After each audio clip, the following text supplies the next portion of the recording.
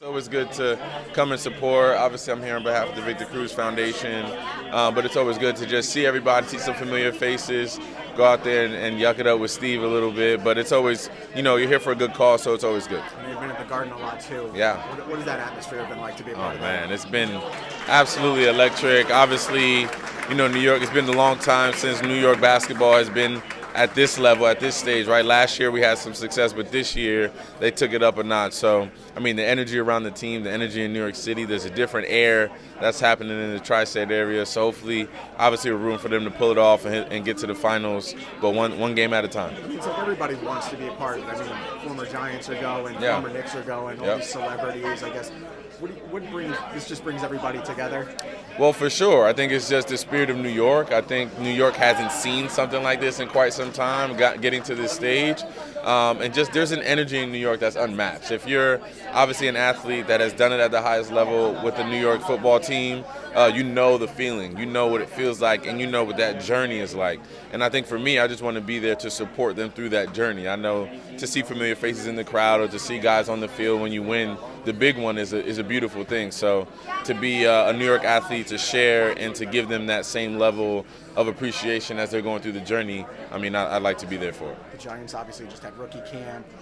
I don't know how much you've seen of Jaxson Dart, but what do you think of the move they made to get him and what he represents for the future for the franchise? I think it's great. I think for Dayball, it's about him getting one of his guys, getting someone that he can feel like he can cultivate and bring into his ecosystem and into his offense and really build him up to be what they want him to be.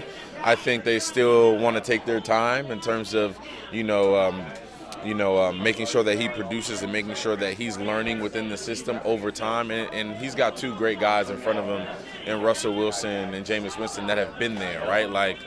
And they've seen it all. They've seen the highs of the highs and the lows of the lows. So it's good to have their perspective as well for him to learn from out the gate. But it'll be an interesting theory to see how he goes throughout the season and just to see how he develops over time. How key is Malik Nabers going to be? Obviously, great rookie season. What do you think from year one to year two we might be able to see from him? Oh, it's huge. I think we're going to see more of the same. I think he's just going to have more of a dominant performance at receiver. I think obviously it's going to be tough as teams are going to be keying on him, so it's going to be important as an offense to get him in advantageous positions. But also other guys have to step up, and they know that, right? So I think it's going to be another great year for Malik, and we'll see how it goes. For you played a part of a team where the D-line was so key to your success. They seem to be going to that strategy again, obviously voting Abdul Carter, all that. How do you feel about just the route they're taking to maybe kind of follow that same path of success? I think it's the great route. You look at all the successful teams. You look at Philadelphia. You look at some of the teams that have won in previous years. Their defensive line was something that was scary, right? They had 6 or 7 guys from the front line to the linebacking core that can get after the quarterback and really put fear in the heart of the opposing team.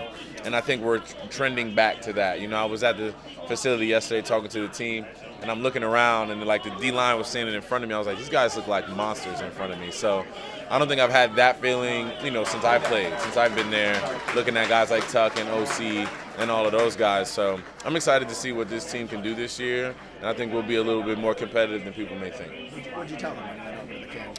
I was just trying to give them some inspiration, letting them know about kind of my journey and what it took to get there, and discipline and character, and being part of the Giants organization is bigger than just, lining up and playing football every day. It's about being a person of high character and understanding that you wear this emblem whether you're on the field or not. You'll always be synonymous with this football team and this organization. So pay attention to the guys that came before you and how they carry themselves and how they move around the world when they're not, when they don't wear a helmet anymore, and try to embody that each and every day you walk in here. Did you wear the ring when you go to the facility? I did not wear the ring. My mom hoards all of my memorabilia, so I have to get permission from her to get it. So that took a little bit of time yesterday, so I did not wear it yesterday. And Abdul didn't ask you for your number? He did actually. No, yeah. Not my jersey number, no. Okay. He asked me for my phone number. He asked me for my phone number. So, but he's a good kid. I think he understands. He's slowly figuring out and understanding what it's like to be in the NFL and what it takes to get there, and even some of the media things, how it can hype some things up around him. So he ain't coming for my number. I think 80's pretty safe for me.